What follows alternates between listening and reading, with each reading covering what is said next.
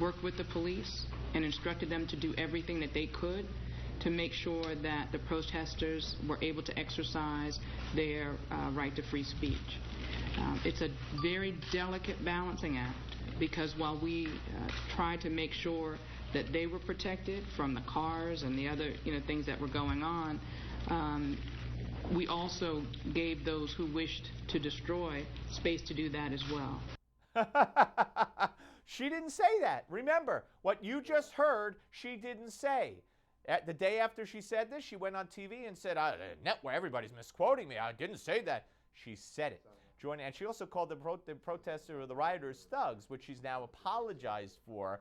And so did the president, as we discussed with Pat Buchanan. Joining us is Reverend Jesse Lee Peterson, president of Bond, Brotherhood Organization of a New Destiny, syndicated radio host. Reverend, welcome. So Pat Buchanan just said that the dillying and dallying of this mayor sent a crippling blow to the city of Baltimore. You agree? I absolutely agree. And this is not the first time this has happened. We saw the same thing in Detroit, where it was controlled by black politicians, police chiefs black, everybody and their mama were black, and yeah, it went under. This woman, you know what's so interesting about what she said about giving them room to destroy? And then she was pressed by the media. She said, "I didn't say that." The Democratic politicians, not all of course, but most are so accustomed to lying to the people that this woman, I'm sure, forgot that she was on camera when she told a lie the first time, and now she's trying to get out of it. You know, Steve, what's happening in Baltimore is happening around the country.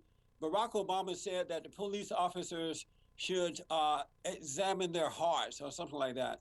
The problem is not the police departments around the country or police officers. It's a lack of character. It is the destruction of the family.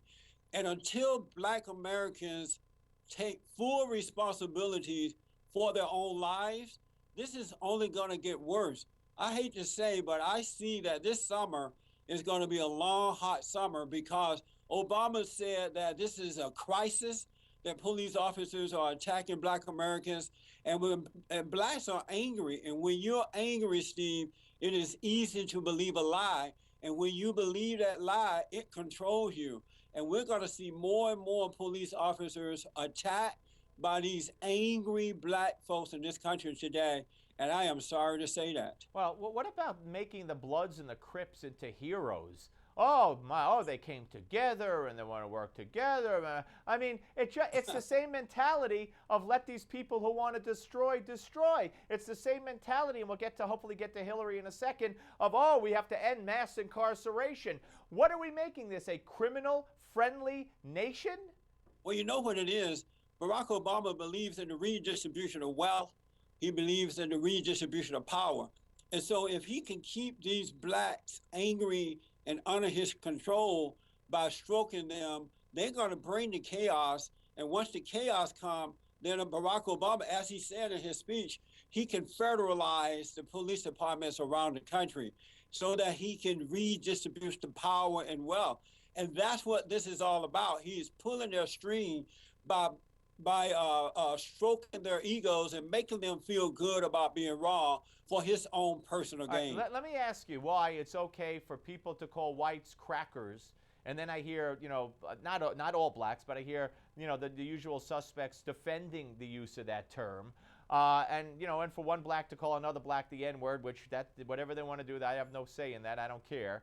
But if the president of the United States, who last I looked was black, or blackish, as he alluded to at the White House Correspondents' Dinner, and he calls these people thugs, and now we hear from a councilman in Baltimore that that's the new N-word. What is he talking about? It's insane, Steve. It's absolutely insanity at his word. These people, the problem that they are having right now, that in Baltimore, the mayor is black, the police chief is black, majority of the city council is black. Everybody in the mama black. Half of the police department is black. So unlike Ferguson, they can't blame this situation on white people or necessarily on white cops. So they're lost right now.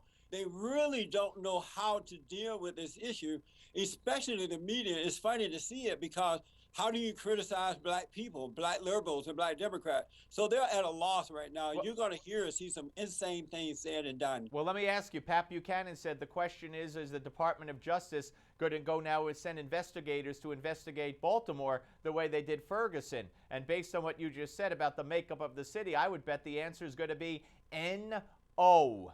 Well, in this particular case, they don't have to do it because blacks are already in control of that city, but we'll see that. We will see this happening around the country. Oh, yeah, and Reverend, not to interrupt, but Hillary today said that one way to change policing is to withhold or to make the funds, federal funding, contingent upon changing the way these cities police. So they got it all planned out.